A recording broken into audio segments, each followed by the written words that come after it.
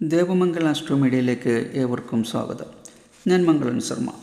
ദേവമംഗൾ astro മീഡിയയ്ക്ക് നിങ്ങൾ നൽകുന്ന പ്രോത്സാഹനത്തിനും സഹകരണത്തിനും നന്ദി പറയുന്നതോടൊപ്പം എൻ്റെ നിത്യജപത്തിലും പ്രാർത്ഥനയിലും പൂജയിലും നിങ്ങൾ ഓരോരുത്തരും എൻ്റെ മനസ്സിലുണ്ടാകും എന്ന് സന്തോഷപൂർവ്വം അറിയിക്കുന്നു.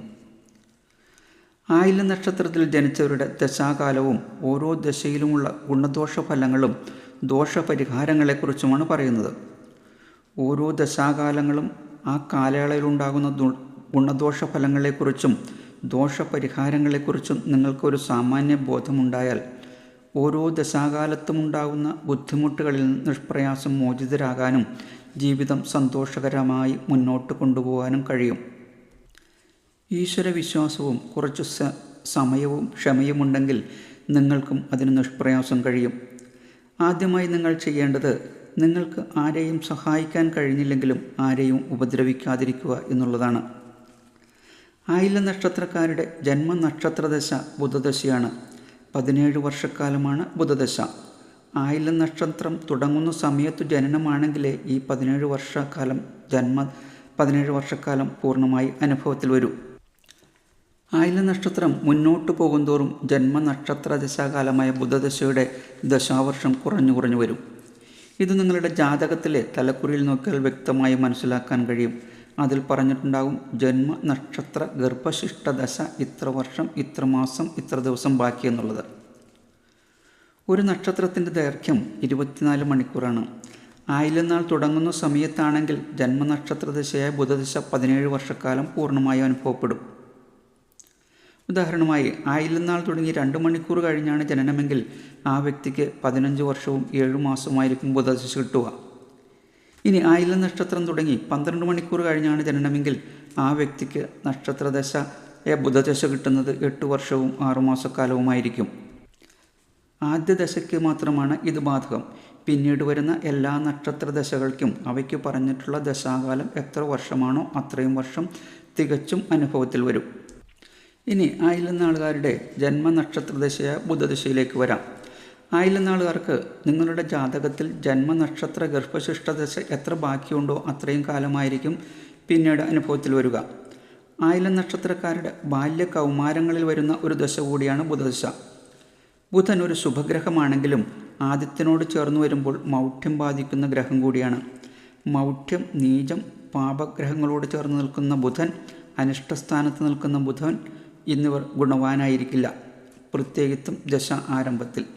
എന്നാൽ ഉച്ചക്ഷേത്രത്തിലോ ബന്ധുക്ഷേത്രത്തിലോ ലഗ്നത്തിലോ ശുഭനോട് ചേർന്ന് നിൽക്കുന്ന ബുധൻ ഗുണഫലങ്ങൾ വാരിക്കോരിത്തരും. ബുധദശയുടെ ആരംഭത്തിൽ ജാതകന് ചില ബാലാരിഷ്ടതകളും മാതാപിതാക്കൾക്ക് പലവിധ അലച്ചിലുകളും അരിഷ്ടതകളും അനുഭവപ്പെട്ടേക്കാം. എങ്കിലും പിന്നീട് ഗുണാനുഭവങ്ങൾ അനുഭവയോഗ്യമാകും. നിങ്ങളുടെ ജാതകത്തിൽ ബുധൻ ബലവാനാണെങ്കിൽ കുടുംബത്തിൽ ഐശ്വര്യവും സമാധാനവും, സാമ്പത്തിക ഉന്നതി, വിദ്യാഭിവൃദ്ധി, കീർത്തി, മനസ്സന്തോഷം, സർവ്വകാര്യങ്ങളിലും വിജയം, വാഹനഭാഗ്യം, ഗ്രഹഭാഗ്യം, സജ്ജനസംഗമം, ബന്ധുയോഗം എന്നീ ഫലങ്ങൾ അനുഭവയോഗ്യമാകും. എന്നാൽ നിങ്ങളുടെ ജാതകവശാൽ ബുധൻ നീചസ്ഥിതനോ മൗഢ്യനോ ദുസ്ഥാനസ്ഥിതനോ ആണെങ്കിൽ ഗുണഫലത്തേക്കാളേറെ ദോഷഫലങ്ങൾ പ്രദാനം ചെയ്യും. മാനസിക ബലഹീനതകളും വിദ്യാവിഘ്നങ്ങളും, വിദ്യാഭ്യാസത്തിൽ പരാജയം, ഓർമ്മക്കുറവ്, ധനനാശം, മനക്ലേശം, സ്ഥാനഭ്രംശം, മാതാപിതാക്കൾക്ക് അരിഷ്ടത, പലവിധത്തിലുള്ള ദേഹാസ്വസ്ഥ്യങ്ങൾ, നേത്രരോഗം, മാനഹാനി, അഗ്നിബാധ മുതലായ ദുഷ്ടഫലങ്ങളും അനുഭവപ്പെട്ടേക്കാം. ദോഷപരിഹാരമായി ബുധഗായത്രി ദിവസവും 108 രൂപ ജപിക്കുന്നതും ശ്രീരാമൻ, ശ്രീകൃഷ്ണൻ എന്നീ അവതാരമൂർത്തികളെ ഭജിക്കുന്നതും, ബുധനാഴ്ചയും ആയില്യം നക്ഷത്രവും ഒരുമിച്ച് വരുന്ന ദിവസം വ്രതമനുഷ്ഠിച്ച് അടുത്തുള്ള വിഷ്ണു ക്ഷേത്രത്തിൽ ദർശനം നടത്തി പ്രാർത്ഥിക്കുന്നതും, അതിന് കഴിയാത്തവർ വീട്ടിൽ വെച്ച് പ്രാർത്ഥിക്കുന്നതും, സന്താനങ്ങൾക്ക് വേണ്ടി മാതാപിതാക്കൾ സഹസ്രനാമം, സുന്ദരകാന്ഡം, നാരായണീയം എന്നിവ നിത്യം പാരായണം ചെയ്യുന്നതും ഉത്തമം. ആയില്യം നക്ഷത്രക്കാരുടെ രണ്ടാമത്തെ നക്ഷത്രദശ കേതുർദശയാണ്. 7 വർഷക്കാലമാണ് കേതുർദശ. ആയില്യം നക്ഷത്രക്കാർക്ക് രണ്ടാം ദശയായ കേതുർദശ പൊതുവെ ഗുണഫലങ്ങൾ പ്രദാനം ചെയ്യും. ശുഭഗ്രഹങ്ങളോട് യോഗം ചെയ്തു നിൽക്കുന്ന കേതുവിൻ്റെ ദശ എല്ലാവിധത്തിലും ശുഭകരമായിരിക്കും. ഐശ്വര്യം, ധനലാഭം, വിദ്യാവിജയം, ജ്ഞാനം, ബഹുമതി, വിദ്യാപരമായ പല നേട്ടങ്ങളും, വാഹനലാഭം, കൗമാരത്തിൻ്റേതായ അനുരാഗം എന്നീ അനുഭവങ്ങൾ അനുഭവപ്പെട്ടേക്കാം. എന്നാൽ കേതു നിങ്ങളുടെ ജാതകത്തിൽ ദുസ്ഥാനസ്ഥനോ ബലഹീനനോ ആണെങ്കിൽ പലവിധത്തിലുള്ള ദോഷഫലങ്ങളും അനുഭവപ്പെടും. കൗമാരത്തിൻ്റേതായ എടുത്തുചാട്ടത്തിൽ ദോഷകരമായ പല അനുഭവങ്ങളും വന്നുതരും. അതുപോലെ തന്നെ മോശമായ കൂട്ടുകളും, വിദ്യാതടസ്സം, മനസ്സിനും ശരീരത്തിനും അസുഖം, ധനനാശം, കാര്യവിഘ്നം, കുടുംബകലഹം, മനോദുഃഖം, ബന്ധുനാശം, രോഗാദി ദുരിതങ്ങൾ, ദുഷ്കീർത്തി എന്നീ ദോഷങ്ങൾ അനുഭവപ്പെട്ടേക്കാം. ദോഷപരിഹാരമായി കേതു ഗായത്രി ജപിക്കുന്നതും കുടുംബ പരദേവതാ പ്രീതി വരുത്തുന്നതും, കേതു മേടം, മിഥുനം, തുലാം, ധനു, കുംഭം എന്നീ രാശികളിലാണ് നിങ്ങളുടെ ഗ്രഹസ്ഥിതിയിലെങ്കിൽ മഹാഗണപതിയെയും, ഇടവം, കർക്കിടകം, കന്നി, വൃശ്ചികം, മകരം, മീനം എന്നീ രാശികളിൽ ഏതെങ്കിലുമാണെങ്കിൽ കേതു നിൽക്കുന്നതെങ്കിൽ ചാമുണ്ടിയെയും ഭജിക്കണം. കഴിയുമെങ്കിൽ ജന്മനക്ഷത്രം തോറും ഗണപതി ഹോമം നടത്തുന്നതും, അതിന് കഴിയാത്തവർ നിങ്ങളുടെ അടുത്തുള്ള ക്ഷേത്രത്തിൽ നടത്തുന്ന ഗണപതി ഹോമത്തിൽ പങ്കെടുത്ത് പ്രസാദം സ്വീകരിക്കുന്നതും, ദേവീക്ഷേത്ര ദർശനം നടത്തി യഥാശക്തി വഴിപാടുകൾ അർപ്പിച്ച് പ്രാർത്ഥിക്കുന്നതും ഉത്തമം. ആയില്യം നക്ഷത്രക്കാരുടെ മൂന്നാമത്തെ നക്ഷത്രദശ ശുക്രദശയാണ്. 20 വർഷക്കാലമാണ് ശുക്രദശ. നിങ്ങളുടെ ജാതകത്തിൽ ശുക്രൻ നീചസ്ഥിതനോ ദുസ്ഥാനസ്ഥിതനോ ആണെങ്കിൽ ദോഷഫലങ്ങളും, അതല്ല ശുക്രൻ ബലവാനാണെങ്കിൽ ഗുണഫലങ്ങളും വാരിക്കൊരുത്തരും. ആയില്യം നക്ഷത്രക്കാർക്ക് മൂന്നാമത്തെ ദശ പൊതുവെ ഗുണദോഷ സമ്മിശ്രമായിരിക്കുമെങ്കിലും ഗുണാനുഭവങ്ങളായിരിക്കും കൂടുതൽ അനുഭവയോഗ്യമാകാം. നിങ്ങളുടെ ജാതകത്തിൽ ശുക്രൻ ശുഭനാണെങ്കിൽ ദാമ്പത്യസുഖം, ധനലാഭം, ഉദ്യോഗത്തിൽ അഭിവൃദ്ധി, വാഹനലാഭം, ഗൃഹലാഭം, വസ്ത്രാഭരണങ്ങളുടെ സമ്പാദ്യം, സന്താന സൗഖ്യം, കളത്രപുത്ര സൗഖ്യം, ബന്ധുജന സൗഖ്യം, ഭൂമിലാഭം, ഉയർന്ന പദവി എന്നീ ഗുണങ്ങൾ അനുഭവയോഗ്യമാകും. എന്നാൽ ശുക്രൻ നിങ്ങളുടെ ഗ്രഹസ്ഥിതിയിൽ ദുർബലനാണെങ്കിൽ കുടുംബത്തിൽ പലവിധ ബുദ്ധിമുട്ടുകൾ, ദാമ്പത്തിക കലഹം, പിതാവിനോ പിതൃതുല്യർക്കോ ആപത്ത്, സാമ്പത്തിക പ്രശ്നങ്ങൾ, അപവാദം, ഗൂഢസഞ്ചാരം, നീചസ്ത്രീകളുമായി സംഗമം, വാതപിത്ത രോഗങ്ങൾ, ദന്തരോഗങ്ങൾ, ഉദരരോഗം, മാതാവിന് അരിഷ്ടത എന്നീ ദോഷഫലങ്ങൾ അനുഭവപ്പെട്ടേക്കാം. ദോഷപരിഹാരമായി ദിവസവും രാവിലെ ശുക്രഗായത്രി ജപിക്കുന്നതും, മഹാലക്ഷ്മി, അന്നപൂർണേശ്വരി ഇവരിൽ ഒരു ദേവതയെ ഭജിക്കുന്നതും, കുടുംബ പരദേവതാ പ്രീതി വരുത്തുന്നതും, കനകസാരാസ്തോത്രം ദിവസവും ജപിക്കുന്നതും ഉത്തമം. ആയില്യം നക്ഷത്രക്കാരുടെ നാലാമത്തെ ദശ ആദിത്യ ദശയാണ്. 6 വർഷക്കാലമാണ് ആദിത്യ ദശ. ഗുണദോഷ സമ്മിശ്രമായ കാലമാണ്. എങ്കിലും നാലാമത്തെ ദശ ആയില്യം നാളുകാർക്ക് ഗുണഫലങ്ങൾ കൂടുതൽ നൽകുന്ന കാലം കൂടിയാണ്. കീർത്തി, ഉദ്യോഗത്തിൽ ഉന്നതി, ധനലാഭം, സജ്ജനങ്ങളുമായി സഹവാസം, അംഗീകാരം, കളത്ര പുത്രാദി സൗഖ്യം, പിതൃസുഖം, സൽക്കർമ്മങ്ങൾ കൊണ്ടുള്ള സിദ്ധി, ഗവൺമെൻറ്റിൽ നിന്നും ആനുകൂല്യങ്ങൾ എന്നീ ഗുണഫലങ്ങൾ അനുഭവപ്പെട്ടേക്കാം. എന്നാൽ നിങ്ങളുടെ ഗ്രഹസ്ഥിതിയിൽ ആദിത്യൻ നീചസ്ഥനോ ബലഹീനനോ ആണെങ്കിൽ പലവിധ ദോഷഫലങ്ങളും അനുഭവപ്പെട്ടേക്കാം. കർമ്മവൈകല്യം, മാനഹാനി, ജനവിരോധം, സ്ഥാനഭ്രംശം, ശത്രുത, അപ്രതീക്ഷിതമായ മരണഭയം, മനോദുഃഖം, ദുസ്സഹമായ തലവേദന, നേത്രരോഗങ്ങൾ, ദുർജനങ്ങളുമായി സഹവാസം, സഞ്ചാരക്ലേശം എന്നീ ദോഷഫലങ്ങളും അനുഭവപ്പെട്ടേക്കാം. ആദിത്യനിൽ അലയാത്തവരില്ല എന്നൊരു ചൊല്ലു തന്നെയുണ്ട്. ദോഷപരിഹാരമായി സൂര്യഗായത്രി ദിവസം ജപിക്കുന്നതും, ഞായറാഴ്ച വ്രതമെടുക്കുന്നതും, ആദിത്യ ഹൃദയമന്ത്രം ജപിക്കുന്നതും, മഹാദേവനെ ഭജിക്കുന്നതും, ക്ഷേത്രദർശനം നടത്തി ധാരയും കൂവളമാലയും സമർപ്പിക്കുന്നതും ഉത്തമം. ആയില്യം നാളുകാരുടെ 5-ാമത്തെ നക്ഷത്രദശ ചന്ദ്രദശയാണ്. 10 വർഷക്കാലമാണ് ചന്ദ്രദശ.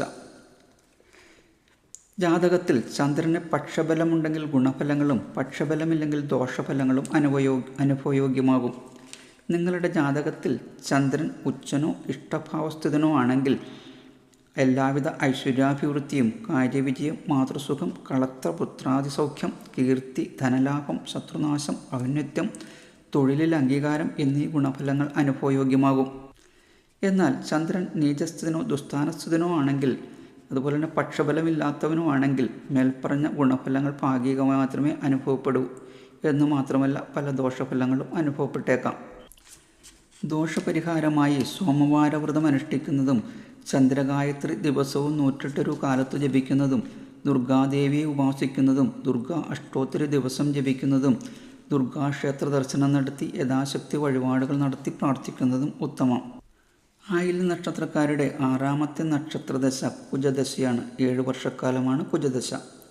സാധക നക്ഷത്രാധിപദശ എന്നും പറയും. 6-ാം നക്ഷത്രദശകാലം ആയില്യം നാളുകാർക്ക് പൊതുവെ ഗുണകരമായിരിക്കും. ഇത്രയും നാളത്തെ അധ്വാനത്തിൻ്റെ ഫലം കാണുന്നത് കണ്ടറിയാൻ കഴിയുന്ന കാലം കൂടിയാണ്. ഗ്രഹത്തിൽ മംഗളകർമ്മങ്ങൾ നടക്കും. ഭൂമി വാങ്ങിക്കുകയോ പൂർവികമായ ഭൂസ്വത്ത് കൈവശം വന്നു ചേരുകയോ, അതുപോലെ തന്നെ ധനലാഭം, നിക്ഷേപങ്ങളിൽ നിന്ന് വരുമാനം, സംഘം, സംഘടന എന്നിവരുടെ നേതൃത്വം ഏറ്റെടുക്കാനും സഹോദര ഗുണം അനുഭവയോഗ്യമാവുകയും ചെയ്യും. എന്നാൽ കുജൻ നിങ്ങളുടെ ഗ്രഹസ്ഥിതിയിൽ ബലവാനല്ലെങ്കിൽ മേൽപ്പറഞ്ഞ ഫലങ്ങൾക്ക് ഭാഗികമായേ അനുഭവപ്പെടുകയുള്ളൂ എന്നു മാത്രമല്ല ചില ദോഷഫലങ്ങൾ കൂടി അനുഭവപ്പെട്ടേക്കാം. എന്നാൽ കുജൻ നിങ്ങളുടെ ഗ്രഹസ്ഥിതിയിൽ മേടം, കർക്കിടകം, ചിങ്ങം, ധനു, മീനം എന്നിവയൊന്ന് ലഗ്നമായാൽ കുജദശയിൽ അത്യുജ്വലമായ ഗുണഫലങ്ങൾ അനുഭവയോഗ്യമാകും. ദോഷപരിഹാരമായി ഷഷ്ഠിവ്രതം അനുഷ്ഠിക്കുന്നതും സുബ്രഹ്മണ്യസ്വാമിയെ ഭജിക്കുന്നതും സ്വാമിക്ക് പഞ്ചാമൃത നിവേദ്യം സമർപ്പിച്ച് പ്രാർത്ഥിക്കുന്നതും സഹസ്രനാമ ജപവും കുജഗായത്രി ജപിക്കുന്നതും ഉത്തമം. ആയില്യ നക്ഷത്രക്കാരുടെ 7-ാമത്തെ നക്ഷത്രദശ രാഹുർദശയാണ്. 18 വർഷക്കാലമാണ് രാഹുർദശ. രാഹു നിങ്ങളുടെ ഗ്രഹസ്ഥിതിയിൽ ദുസ്ഥാനത്താണ് നിൽക്കുന്നതെങ്കിൽ ദേഹാദി ദുരിതം, ഉത്സാഹക്കുറവ്, പല വിധത്തിലുള്ള അരിഷ്ടതകൾ, ത്വക്ക് രോഗങ്ങൾ, ബന്ധുവിരോധം, ശത്രുക്കളിൽ നിന്ന് ഉപദ്രവം, കളത്ര സുഖഹാനി, കണ്ണ്, പല്ല് എന്നിവയ്ക്ക് അസുഖങ്ങൾ. എന്നാൽ രാഹു നിങ്ങളുടെ ഗ്രഹസ്ഥിതിയിൽ ഇഷ്ടസ്ഥാനത്ത് ബലവാനായാണ് നിൽക്കുന്നതെങ്കിൽ ആരോഗ്യം, ശത്രുനാശം, സജ്ജന സഹവാസം, ബന്ധുജനപ്രീതി, ധനലാഭം, കളത്രസുഖം, സന്തുഷ്ടി എന്നീ ഗുണഫലങ്ങൾ അനുഭവയോഗ്യമാകും. രാഹുർദോഷ പരിഹാരമായി നവനാഗസ്തോത്രം ജപിക്കുന്നതും നാഗങ്ങളെയും ദുർഗാഭഗവതിയെയും ഭജിക്കുന്നതും സർപ്പങ്ങൾക്ക് നൂറുംപാലും സമർപ്പിക്കുന്നതും സർപ്പക്കാവിൽ ദീപം തെളിക്കുന്നതും സർപ്പഗായത്രി ജപിക്കുന്നതും സർപ്പ അഷ്ടോത്തരി ജപിക്കുന്നതും അതുപോലെ തന്നെ ദുർഗ അഷ്ടോത്തരി ജപിക്കുന്നതും ഉത്തമം. ആയില്യ നക്ഷത്രക്കാരുടെ 8-ാമത്തെ ദശ വ്യാഴദശയും 9-ാമത്തെ ദശ ശനിദശയുമാണ്. പൊതുവെ അത്ര ഗുണകരമായിരിക്കില്ല, എന്നാൽ അത്ര ദോഷകരവുമായിരിക്കില്ല. എങ്കിലും പ്രായാധിക്യത്താൽ നേരിടുന്ന ആരോഗ്യ പ്രശ്നങ്ങൾ കൊണ്ട് പരാശ്രയം വേണ്ടിവരുന്ന കാലം കൂടിയാണ്. കഴിയുമെങ്കിൽ ഭാഗവത പാരായണം ഉത്തമം. ആയില്യ നക്ഷത്രക്കാരുടെ നക്ഷത്രദശാകാലം, ദശാഫലം, പൊതുവായ ദശാദോഷങ്ങളും പരിഹാരവും എന്നിവയെക്കുറിച്ചാണ് പറഞ്ഞത്. എന്നാൽ നിങ്ങളുടെ ഓരോരുത്തരുടെയും ജാതകത്തിലെ ഗ്രഹസ്ഥിതിയിലുണ്ടാകുന്ന ഗ്രഹങ്ങളുടെ സ്ഥിതിമാറ്റം അനുസരിച്ച് ചില ഏറ്റക്കുറച്ചിലുകൾ ഫലത്തിൽ അനുഭവപ്പെട്ടേക്കാം. എല്ലാവർക്കും ഒരു ശുഭദിനം നേരുന്നു. ഓം ശ്രീ മഹാദേവേ നമഃ.